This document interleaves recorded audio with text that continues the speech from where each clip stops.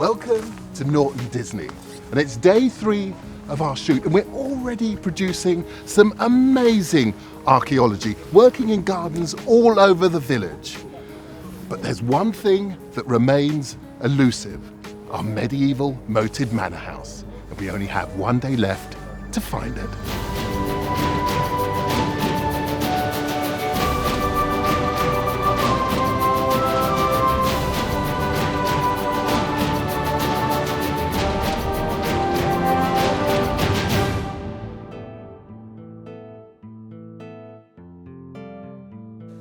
Over days 1 and 2, our archaeologists in the trenches and the volunteer diggers in the test pits across the village have added a wealth of finds to our ever-expanding Disney timeline. And whilst we haven't found the earliest manor house, we now believe there was a small enclosure with a large moat surrounding it and a causeway running to the church. You probably have 2 mattocks sort of going down. Carenza's now pinning all of her hopes on the raised area in the gardens alongside the current manor house. Carenza! Wow, what's happening? Well, what you're seeing here is the evolution of a test pit into a trench in real time. If you come back this way a bit, you can see that we're on a kind of mound here. This mound might be the end of that range where it turns. Oh, I see. And you can see how the ground drops away again. So this might be a platform on which our manor house might have stood? Yes, a sort of courtyard of buildings of which the house would have been one, and you'd had a stable and a brewery and a bakehouse. And so we have literally, well, I can tell you precisely how many minutes ago, 9 minutes and 14 seconds ago, we started taking the turf off here. So what we're going to do is try and get down as quickly as possible. We're going to get everyone we can onto sieving all the spoil that comes out, take it down as fast as possible and see if we can find any traces of a wall. So this is our best hope for a bit of structure. Okay guys, you're just on about 10 minutes now and you've got all the turf off. Fantastic. So that's 10 minutes to de-turf 4 metres square. I'll restart the timer and see how long it takes to get down to the bottom. You're terrifying when you get into your stride. Well, good luck. Right. See you later. Things remain confusing in Trench 2. The deep ditch Richard and Rachael are chasing appears surprisingly shallow and is also light on finds. Trench 1 is still full of demolition rubble, but a chance discovery by Keith persuades the team to dig deeper. I'm finding some fragments, but rather large fragments. This could well be at the foot of a cauldron as well. Yes. So, and I've just come down though onto here to what looks like a surface. Okay. So it may be that needs some further investigation. Yes, we're coming back in here to try and find the edge of our ditch. So hopefully, yes, that'll tie in quite nicely. We'll have another look at that and see what it is. Could this be the first signs of structure still in situ from the earlier manor house? What do we normally call 2 stones in a row? That's quite a nice edge to it, isn't it? What do we normally call 3 stones in a row? That's a castle, isn't it? Don't you dare tell me you suddenly found a wall. That is looking quite wall-like. Why does it always happen on the last day, John? So Trench 1 is going to be extended in order to try and chase this wall. And more exciting news, this time from Test Pit 21, one of the newer ones in Julia's gardens. Hi, I heard that something so interesting my wonderful son and another member of Wings of the Past has found a linear feature which is distinctly wall-like. That is looking like a wall, isn't it? So Harry, yeah. Well done. It's Harry, is it? This is Harry, yeah. Fantastic. So that's what we've been looking for, I know, isn't it? we found a structure. That is glorious. It does seem to be mortared in. There's a certain amount of water coming out. And interestingly, above it, you've got a burning layer. And what else have you found in here, Harry? Lots of animal bones. So what kind of animals have you been finding? Cow, sheep, dog. Amazing. They found almost a whole dog skeleton over here. We did check with the homeowners, it's not one of their pets. This is like a super test pit, isn't it? With a bit of everything, but critically, a bit of our wall, which is what we've been looking for, isn't it? Just phenomenal, isn't it? Yeah. So we may now have evidence of the early manor house in 2 places around Julia's garden. But when did the Disney family, who built the first manor house, arrive here? I found quite an interesting, well, a very interesting charter of 1150. I mean, it's an amazing document. A charter of Robert, son of Turketin. And I think that you will be interested in this because it says, "May it be known to you that I have given to God and to the Abbot Gerlo of Newhouse a certain place between Norton and Bassingham, which is called Rowdemiln, in which is cited the chapel of St James the Apostle, with assarts of water and the meadow lying around it." The mill bit I can see might be mill. What does the rowder mean? Well, I think I'm wondering if it might be road, rad in Old English.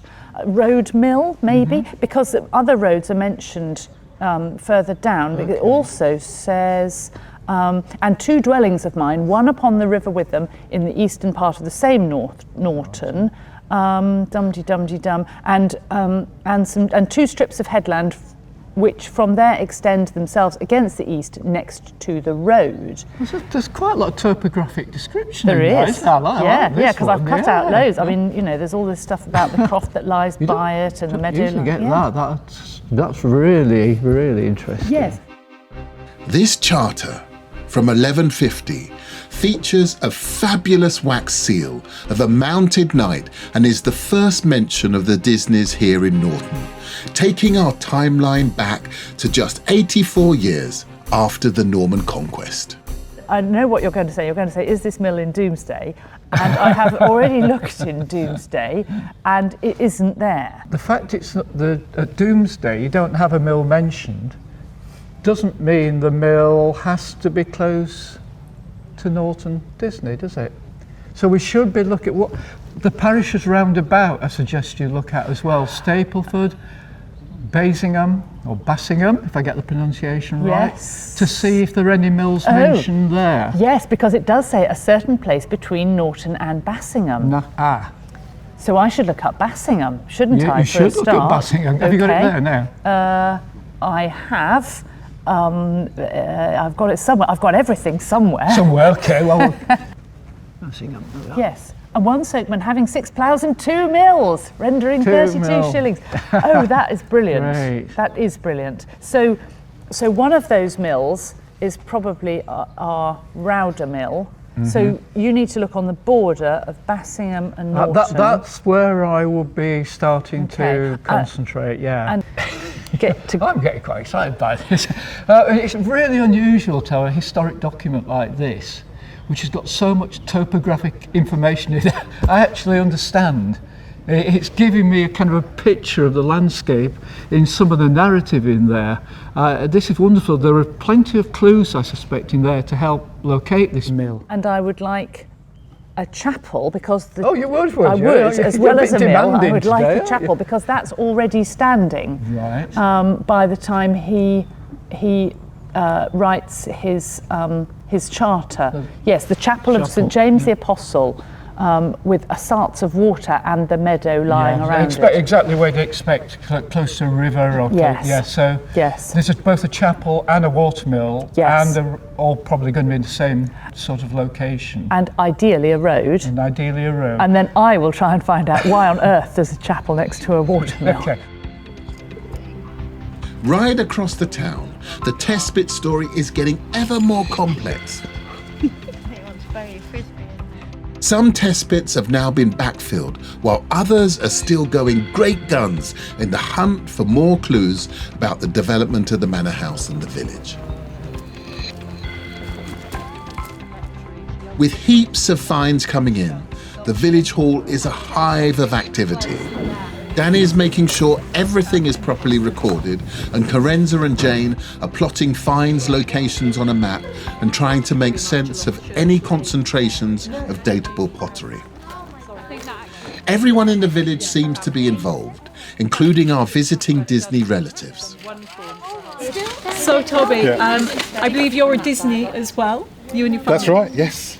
Yeah, something like 30 generations back, through my mother, who was the original Disney. And I know your children are here having a go. How does that feel, getting hands-on? For me, it's great. I love to see the kids getting involved in history, particularly local history. I guess I'm a geologist by background a little bit, so I've always kind of dabbled, always had a strong interest in archaeology, so getting the kids, with a bit of family history, the whole Disney connection, it's just fantastic to be here and see it and see them actually really enjoy it. Meanwhile, Jane, Sarah and Simon have travelled to Somerton Castle, a stately home just 6 miles away, once owned by their ancestors, and the original Disney castle. So effectively you're looking at the Disney wing here. That's it. Well, that's it. Yes. Is it? Yes. That's it. There is that. We'll see where and what's down. Yes. Well, I think I'm entitled to my nickname, which is Lady Jane, after all of this.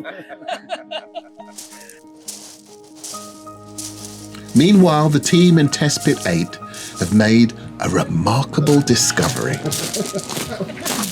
And that's one of your test pits. Yeah, there's another one that's grown a little bit. It's growing. They have a habit of growing. And we've literally just extended it by half a metre here because we found something really interesting in the bottom of it. But what's really interesting is just under this, and we sort of covered it over to keep it clean while we're extending, was this lump of stone. Oh, gosh. Clearly been artificially made into that shape, because that's not the natural shape. It may be a bit of architectural stone from a sort of window or a doorway or a roof or something, but it might be a bit of sculpted stone from, a tomb or something like that. So we could only see the half of it that you can see of the cut of the original test pit when we first found it. So we've now extended this test pit just another 50 centimetres. We can now see how big it is. You can see that sort of square sense that it would have joined onto the next. It's like a series of Lego bricks really sticking together, So this would have been the next one here, but we can't see the other sides of it. So what we need to do is get it out of the ground, and then hopefully we'll be able to work out what it might have been part of. And Helen is called to Trench 1. Hilde. Hiya. Hi. I'm here. You've got something exciting. Yes. So Keith found that. Right. Well, this is really distinctive. This is a chafing dish, and that is a dish support. And the theory is that it's a bowl on a pedestal which you can put heat hot coals into. Chafing dishes, from the French word chauffer, were portable vessels used to warm food at the table over hot coals. Popular in the 16th century, one such lavish dish was discovered in the wreck of the Mary Rose. So this is very much kind of the Lord of the Manor tableware that you'd expect. So I wonder which Disney, this has got to be a Disney, I wonder which Disney was having his or her food kept hot by the chafing dish. So where was it found? So it was basically found kind of on / slightly next to this wall. There's a lot of kitchen material in general as well. A lot of animal bone, pottery, oyster shells as well. This is all getting quite exciting, isn't it? After 2 days of digging, the team in Trench 2 still haven't located the deep moat. Richard, how's it going? Gus? Yeah, good. So, are we at the bottom of our ditch now? Well, you remember on the geophysical survey there was a big signal here. We're trying to pick up the ditch from Trench 1 coming all the way around here. At the moment that's looking quite shallow. It is a bit shallow, isn't it? Yeah. But it's part of the same... Well, I don't know. Ditch complex. The material at the moment we're getting is 19th century. So, Rachael, have we had any other datable material from this yet? Yes. We have a nibbed tile where the tile hangs against the batons on the roof using the nib rather than the traditional nail or peg hole. In this area, the nib tiles are earlier than the holed ones, but we'll need to check with Jane for the exact dates. It will be somewhere in the medieval period, I'm sure. Oh, really? I hope. Well, that's exciting. Well, it's positive, isn't it? Yeah, maybe not be 13th century yet, but nonetheless, it's we're getting there, aren't we? Cross fingers. Yeah, good. Anyway, we'll see you by the end of the day. Okay, fantastic. The volunteers in Test Pit 17 have made huge progress. Okay guys, you've been digging this trench for 4 hours now, which is fantastic. It's 5 metres by 1 metre, not much have been done before. You've made amazing progress. We've only got about another 2 hours of digging to go. It's looking absolutely fantastic. We've got masses of building rubble, which is probably what's making up this mound. The big question is if there's any surviving structure here. So you've got this beautifully cleaned up. We can get this photographed. But my sense is what we should do while we're here is take this down further. And if we don't take this up now and go further down and see if there are any stones neatly in a row, either going that way or this way, then we'll never know. If we don't do it now, we'll never know. So I think for the last big push, I know I can ask you guys to do that because you've done so well so far. In an effort to date the big ditch in Trench 1, Naomi's called in to sample the soil. So we've got this lovely gravel surface coming up here, which I think is probably underneath what I now think is rubble from this wall. Yeah. But over here, straight on top of it, is this packed layer of, I mean, I can only describe it as black stuff. Can I have a little piece of the black could stuff? you please tell me what this could be and whether it's worth sampling? Okay. Let's try it on a piece of paper. All right, okay.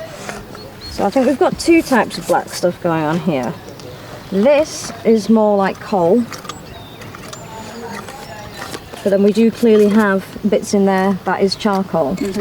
And whatever else might be within that, because if it's a dump from a fire, we could have any kind of kitchen refuse in there, grain, that kind of thing. And we've had a lot of that kind of stuff, a lot of animal bone, a lot of pottery. Yeah, exactly. So yeah, we'll take a nice sample of this and then I'll go and put it straight in the tank and see what we can come up with. Amazing. All right.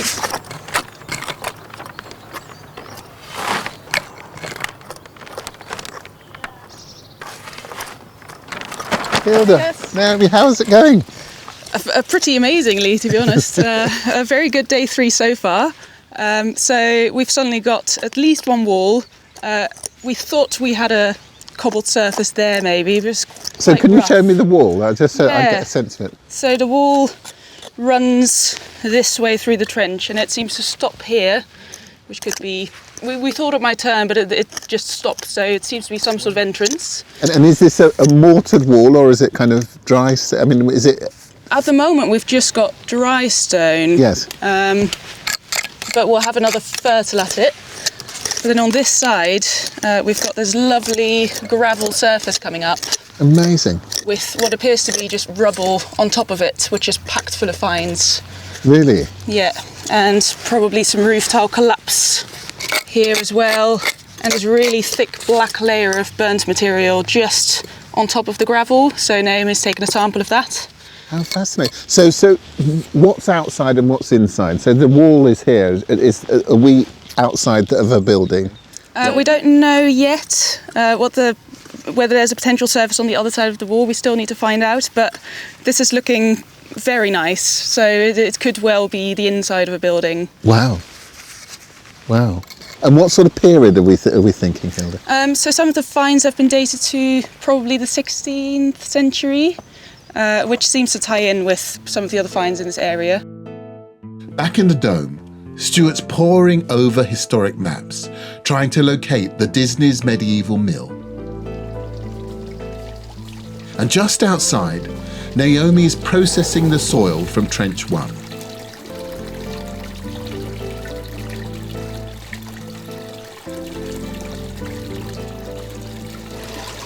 Nearly finished with this sample here, and if you have a look in here, you'll probably be able to see it a little bit better when I take it out, but it is absolutely full of bits of CBM and brick rubble and probably little pieces of pottery. We even have glass. Now this is really, really thin, really, really flat, so I don't think it's from a bottle or anything like that. There's going to be lots of small things in here, maybe even some small nails, other tiny artifacts that won't have been spotted by eye in the trenches, so that's pretty good. But I'm really pleased that we've got all of this charcoal, and I think it's really going to help to work out the purpose of this house. Meanwhile, the carved stone in test pit 8 is ready to lift. It's definitely shaped, but... Oh, brilliant. Oh, wow. Right. Wow. What have we got here then? Well, I think we can definitely confirm that it's been moulded. This face here, that face there, they look really clearly chisel cut. There's a band there. This curves down to what looks like a base here. And if we turn it over, God, is it a bowl? the interior of it My God. is shaped as well. This forming a rim. My God, that we really didn't expect. It's not a font. I don't think it's a font, but it But could be that's- something like a stoup. Yeah, for holding holy water. Holy Oh my water God. that you then put your hand into, make the sign of the cross. These you don't can see the chisel survive on that often. Stoups in the Middle Ages were commonly carved of stone and lined with lead bowls. Filled with holy water, they were usually located near the door into a church. Why would they take it out? Well, again, this is Catholicism. This is the Reformation coming in, and all of a sudden, holy water is superstitious, and it's not concurrent with what the Church of England wants. So these things disappear. So that's throwing us again into the 17th century, isn't it? Well, Which into is the that 16th, 17th 17th, century. yeah, But that period yeah. when the Disneys are kind of getting up to the height of their achievement, getting knighted in 603. Yeah. 50 years later, Yeah. they've sold the estate. Yeah, come on. Cheese, happiness. There you go. Join a thriving worldwide community of Time Team fans on Patreon. Our new target is to reach 15,000 worldwide supporters on Patreon by the end of 2025. This will enable us to continue expanding the Time Team world with more digs and greater access than ever before.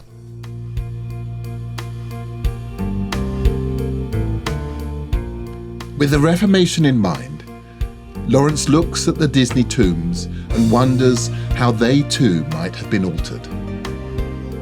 In Trench 1, Chris and pottery expert Jane agree on a date for the infill in their ditch. Hello. Hiya. What have you got? We've got a nice little assemblage of pottery here that's come out from our rubble possible collapse layer.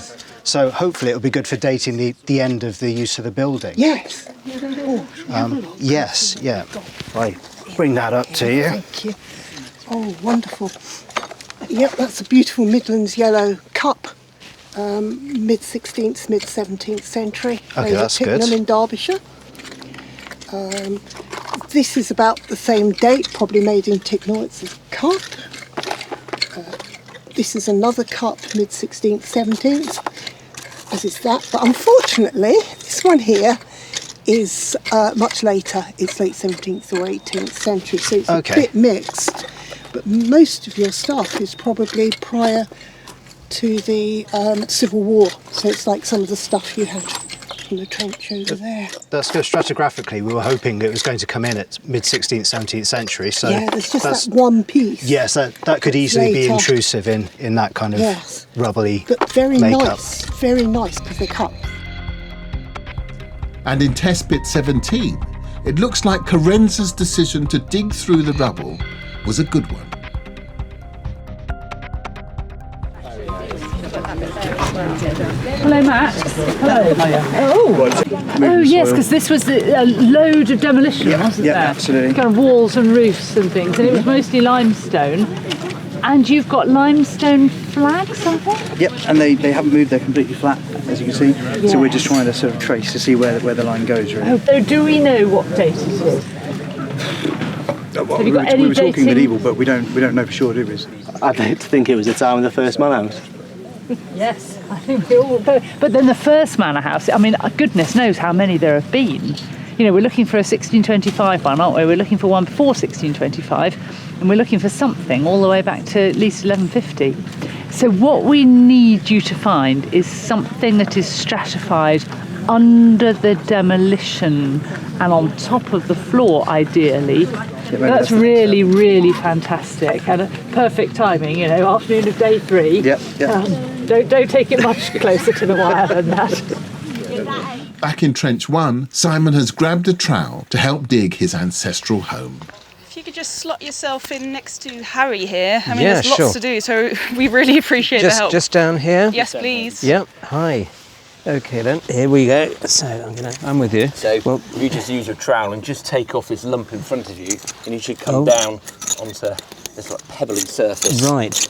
Now I'll take this back. Yep. So I see I've got pebbles here, but do you want these cleared? Yeah, you can be a bit firmer with it. And Okay. sort of just take Oh, it down. yes. There we go. And you can feel that change then, can't you? When it becomes a bit more Ah. solid. I'm with you. Yes.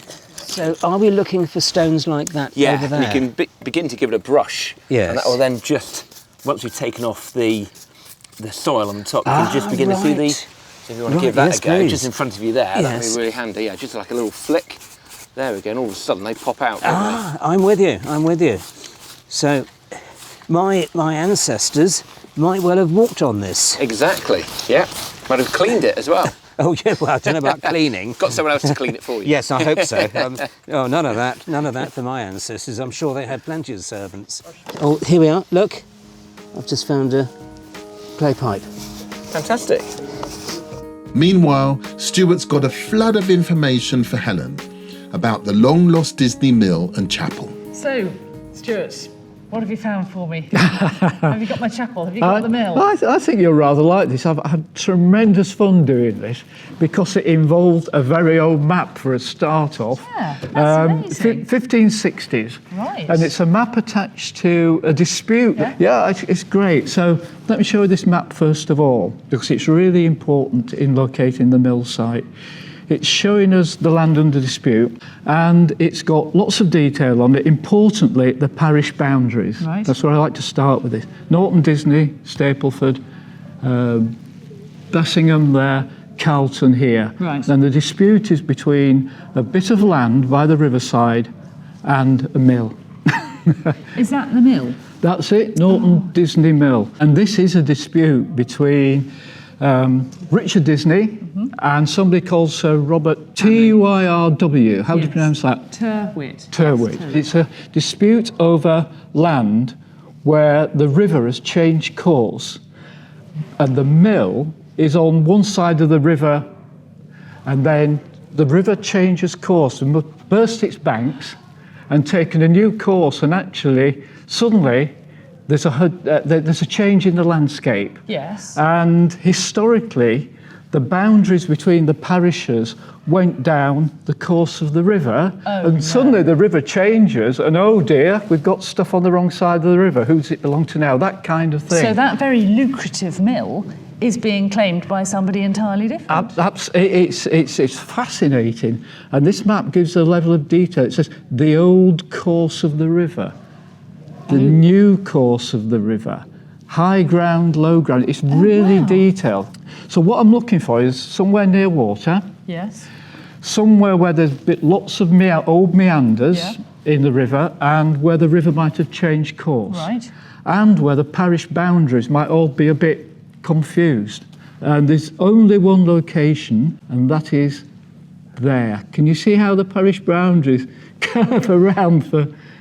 You see, they're actually going round the old river bends. Yes. But this bit of land here is in Norton Disney on this side of the river. That is very clearly new. So that puts our mill where? In that area there.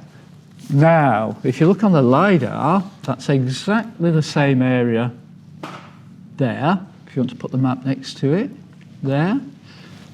Norton Disney. Right. Bassingham, there's the river. Right. The river formerly went down here in all those bends. Oh, so that straight bit there is that straight bit That there. bit there. Now, look. Ooh. I'm sure even you can see that, and I don't mean that rudely. No, that's rectangular What? shapes. So are those building platforms? Yeah, No, they're- hang on. Yes, rectangular building, and we've also got a channel called a leat. It's a mill race, taking water to a mill. And if that's the leat, well, where do you think the chapel could that be? The chapel? Well, Yeah. the thing here is there's lots of interesting lumps and bumps around here, very definitive shape. That's exactly where the mill would be, because the mill race goes into it and would turn the wheel and then goes out from it. There's a rectangular structure there which looks very, very interesting indeed. So I'm very, very, very confident that the documents you came up with, plus this map, plus the LiDAR analysis, all tells the same story. There's the site of the mill, and somewhere there is the site of the chapel as well. But wouldn't it be interesting if that was an Anglo-Saxon centre, and that's why we've not found any Anglo-Saxon stuff around here? That is tantalising. Yeah. It really is tantalising. But yes. there's a lot in there, clearly. Unfortunately, we can't actually get on that land. It's been under crops, and you currently can't get on there. And we're running out of time. And we're running out of time. But one of the most enjoyable things I've done for so many years doing. I'm so glad you asked me to look at that. I've really enjoyed. You've kind of been stepping back over the centuries into the mind of a 12th century person interested in landscape, haven't you? No or yes? Over in Trench 1, Chris can't quite safely reach the bottom of the moat, so he asks Henry for help. Whereabouts have I got a core? You know, I've heard that you want me to try and find where the bottom of the ditch is. So where's the best place to go for initially? Probably that bit, yeah. Yeah, that'll give us our deepest. Okay. Reading, I would think, yeah. Right, I'll go. What's the best way into the site? Is it into the trench? Slither down. Slither down this end, yeah. Right. There's nothing I can break, is there? Well, apart from the section. No, it's all recorded now. Brilliant. Okay.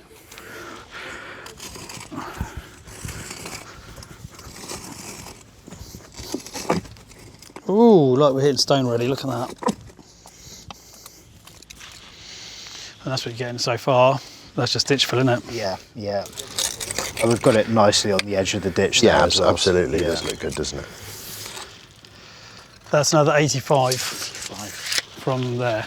85 down there on top of what you've already got. So we're looking at 2.5 metres for the total depth of the feature. Which is substantial. Yeah. It's big. That augurs well for it being a moat, I would say. Oh dear, oh dear. That's, way taller than any of us here. Then that's a substantial restrictive or demonstrative feature, isn't it? It really does make a big statement, something that big. So that's perfect. We don't need to go and excavate anymore. We've got the depth, we've got the story here, and I think that works neatly. There's no sign of the deep moat in Trench 2, just a broad, shallow ditch. And with the end of the day approaching, it's time to resolve Test Pit 17. Carenza, I haven't seen you for a bit. So this started out as a test pit, yes, but with grand ideas. Indeed, it's the test pit that grew up and went to town. Is this a floor? This is a flagstone paved floor, basically. This is the floor of the medieval building. And we've got pottery off the top of it from 15th, 16th century date, and a really nice big sherd of it there. Look at that glaze on there. So this is telling us this building is the one in that inventory of 1540, which is describing the contents. This is one of the rooms of this range of building that those contents would have been in.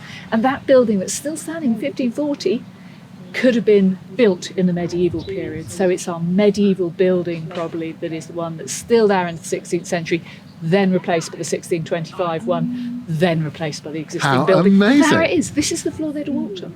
So the Disneys would have walked on this floor. How glorious. I mean, this is what I wanted from the very beginning, but there was, I must admit, a little bit of doubt in me. A little bit of doubt. Well, if I'm absolutely honest, I said it was our best bet, but I didn't say it was a dead cert. It's now time to make sense of all the finds. Back in the village hall, Carenza starts to plot all of the dated pottery into a location map. So that's got one bit of talks, according to your list. What it's got talks about, there's that bit of Stamford from 15. So the pre-conquest focus seems to be either end of the village, then perhaps extends a bit. What we're getting is we've also got the Torksey ware from 3 sites, quite a lot around the back of the pub, and 1 or 2 sherds down Main Street, but all on the north side. And then we've got a sort of smattering of the kind of high medieval. Some test pits have got quite a lot and some have got less, sort of up and down Main Street, but not very much along the Church Lane area. No. Over in the church, through the magic of 3D projection mapping, Lawrence adds a final splash of colour to the day's proceedings. Well, Lawrence, this is spectacular, and what a wonderful end to the 3 days. Coming in here and seeing this figure reanimated in all of its glory. It's absolutely beautiful. Isn't it nice? I think what this statue, this carving might have looked like in its prime. It's beautiful that the buckles, the hilt on the sword, in all of the details, all highlighted in I'm imagining their original colours. Exactly that. I mean, we know through the research that the heraldic symbol, the shield that brought Walt Disney here, had red lions and a silver shield. So we stayed true to that. We've really looked to do justice to William here and bring back the colour that perhaps it would have been in its full glory. And you can imagine in the candlelight a figure like this. It's a perfect sort of way of encapsulating this story, that we've brought this Disney story back to life. That's it. And I can't think of a better way of illustrating it. Reanimated. It's not hard to imagine how these Disney tombs inspired Walt to incorporate medieval images into his own artwork back in the United States. And after 3 days, James and Bear can pull together everything we now know to model the manor house. We know from individual finds, like the chafing dish, that the Disneys enjoyed all the mod cons and trappings of great wealth. The flagstone floors were well made and of a high quality, again demonstrative of high status lifestyles. The window glass and lead speak to high stone walls and a heavily tiled roof on massive wooden beams, a building style that put the Disneys in the upper echelons of society. Outside, what we know of the footprint indicates that this was a substantial property with many subsidiary buildings stretching over a large area. All enclosed by a shallow moat, designed to show off by reflecting the beauty of the property. A cobbled causeway led from the manor house to the church, keeping Disney boots dry as they crossed a deep outer moat on their way to the parish church to say their prayers.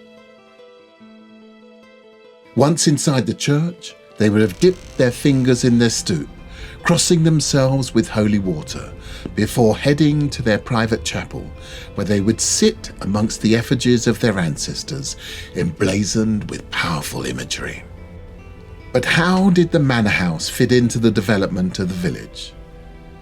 It's time to conclude our test pit excavations. Well, that has been an exhausting 3 days of incredible high-speed work. You think it's been exhausting? You want to talk about the guys digging the test pit today? We should all have been wearing step counters, shouldn't we, to know how far we've run. This morning, our priorities were to get a date for the ditch and to also find some buildings that could be part of the manor house complex. So how have we done on those two? Well, I think from the trenches, it's a bit of a mixed picture, if I'm honest. We've got some 13th century pottery in the ditch in Trench 1, but above that, a lot of 17th century clay pipe bowls, pottery, elements from that sort of Civil War sort of period. So that's being perhaps dug before the 13th century and filling up in the 17th, kind of covers most of the period of the Disneys. Yeah, I think they're building it in their heyday, and it's finishing when they leave. That's right, and the real excitement, I think, was probably on this end of the trench. There was a wall. There's quite a nicely built wall with a cobbled surface. There were a few finds there. There was a chafing dish. That's where the chafing dish came out from, yes. That's right, so the chafing dish, and I think there'll be some things in the post-excavation with the samples that will be also adding to that particular story. So that's the story of Trench 1. Now, we were hoping to pick up that same ditch feature in Trench 2. Yes, as it curved round, didn't it? And we did find a ditch, but it was much shallower probably only about 70 centimetres deep. Not a lot of pottery or dating evidence within that. It was flat-bottomed, quite shallow. See, that sounds more like an ornamental moat type feature where you've got a kind of wide, shallow, you're just providing a sheet of water which will reflect your house. That would be quite often, quite regularly cleaned out. So that may be why you're not getting much dating evidence from it. So do you think that those are two different ditches from the two different trenches? That's a really good question. I would say yes, probably. The geophysics also showed that they weren't necessarily the same feature, and I would certainly think they're two different structures. So the trenches have answered some of the questions we had about is there a moat, what is it like? What about the test pits? Well, we were very keen to try and find buildings this morning, so we extended test pit 17 here to be 5 metres long because it was on that mound. And actually that has been brilliant. We've got all these test pits in the garden here. We've got a bit of wall coming here. But what, of course, has been fantastic here is we've got that paved floor surface, which is clearly the floor of a medieval building there. And it must be the inside of the building. So we've got this space that people have been walking around on there. We've got that complex surviving. But actually, more widely, of course, we had that, what about the village? So we've now managed to map the finds of different dates from the test pits as so far. Some haven't been washed yet, so this is very preliminary. But if we go to before the Disneys are arriving, so this is your late Anglo-Danish, Earl Morcar, before the Norman Conquest. We've got a lot of this material here at the back of the pub, a few bits here, and there's 1 or 2 test pits producing single sherds there. We've got that sense of what's going on is around here, nothing that we know of from the memorial site. Into the kind of high medieval period, what we might call early Disney, we can see the village has really grown. So all these purple pits are the ones that are producing pottery of that date around the church and the old vicarage. I haven't put the manor house ones on because it's all a bit different what's going on there. But there's that sense that the village is developing this end, but not here. There's really very little going on around here at that time. Village seems to contract a lot in late Disney period, but it's probably not the Disney's fault. It's probably to do with the Black Death and the economic turmoil and all the everything else. Seems to collapse a bit around the church area here. And then into the post-Disney period, late Disney, post-Disney, we see the village sort of picking up again, sort of along the street there. But that is really interesting. It all fits in with the history of this being the kind of apogee, getting better and better and better until that spectacular crash in the 17th century. But if you're keen on karma, then when you get the period after the Disney lords have left, we're getting lots and lots of pottery, which presumably means that people have got disposable income to spend on it. The village is growing and recovering, and it seems that the manor house is not doing very well. The Disneys have to sell the estate, so maybe it all catches up with somebody. Yes, a rising tide doesn't lift all boats, does it?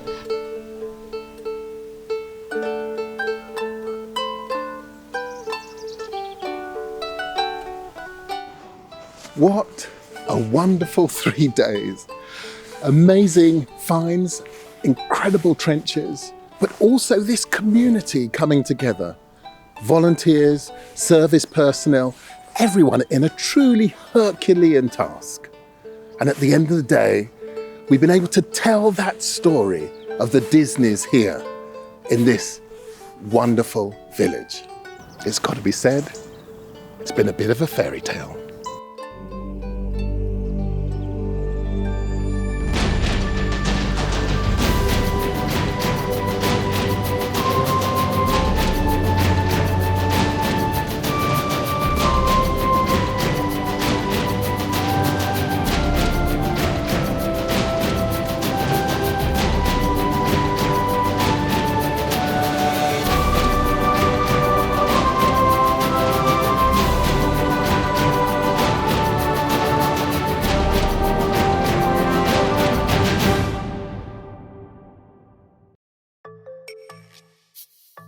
Join Time Team on Patreon to access exclusive 3D models, masterclasses, and behind-the-scenes insights.